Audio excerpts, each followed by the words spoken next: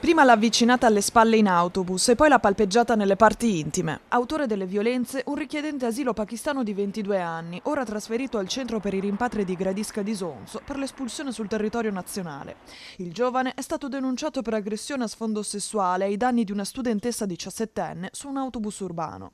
Il provvedimento è stato disposto dal questore di Padova, Marco Dorisio, a seguito della valutazione di pericolosità sociale del giovane, entrato irregolarmente in Italia nel marzo 2024 e ospitato nel sistema di accoglienza. La ragazza, sedita sul bus per andare a scuola, sarebbe stata palpeggiata dal 22enne che l'avrebbe avvicinata alle spalle tentando ripetuti approcci. La studentessa era riuscita a scendere alla fermata successiva. Il giorno seguente, rivedendolo sullo stesso autobus, ha chiamato il 113, permettendo agli agenti delle volanti di individuarlo e denunciarlo. Attivato il codice rosso, il questore ha inoltre disposto un divieto di accesso di 2 anni alle infrastrutture del trasporto pubblico. Parallelamente, l'Ufficio Immigrazione ha segnalato il caso alla Commissione territoriale, che ha rigettato la domanda di protezione internazionale e revocato le misure di accoglienza.